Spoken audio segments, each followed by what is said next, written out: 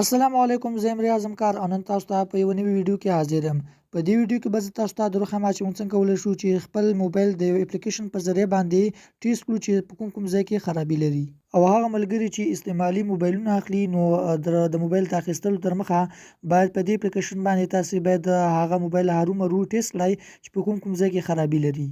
نو زه د ویډیو په طرف تاسو ګورئ همکار سکلز یوټیوب چینل زه یم ریاض همکار، راځئ چې شروع کړو.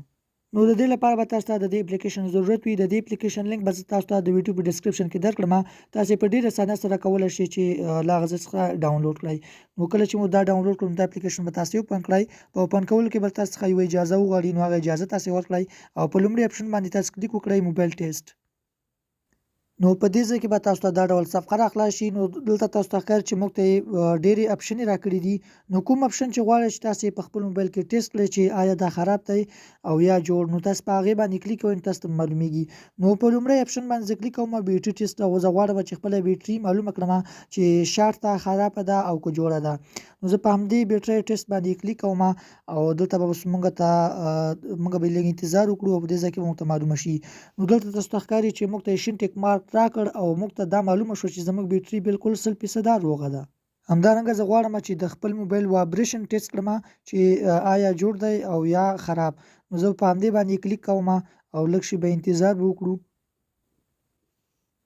نو زموږ په موبایل کې دا اپشن خراب دی، نو ځکه موږ ته سره بټن راکړه. کله چې ستاسو په موبایل کې هر یو اپشن خراب وي نو تاسو ته به همدا سره علامه درکوي چې ستاسو دغه اپشن خراب دی، او که چیرې جوړ وي نو په دې ځای کې به تاسو ته شین ټیک مارک درکوي.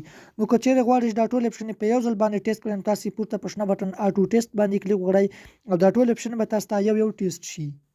نو اوس که دا ټول اپشن تاسو ته زه په همدې ویډیو کې ټیسټ کوم نو ویډیو اوږدیږي، زه به له دې ځای څخه بیک شم او په دوهم اپشن ته به راشم ډیوایس انفو ته، په همدې به تاسو یې کلیک وکړئ.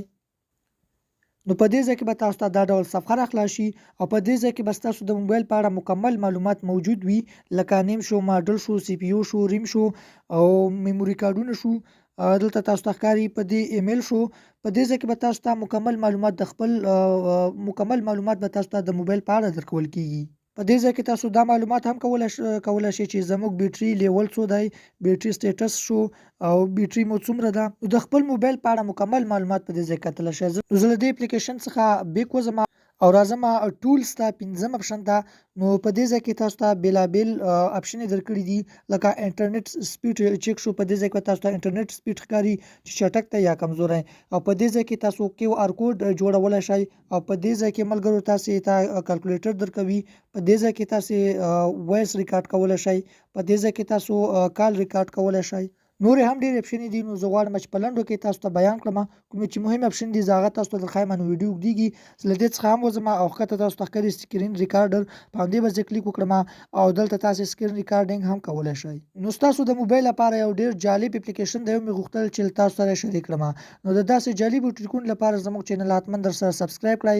ملاویږو په داسې نورو ښکلو ویډیوګانو کې. تر بلې ویډیو مو د خدای په امان.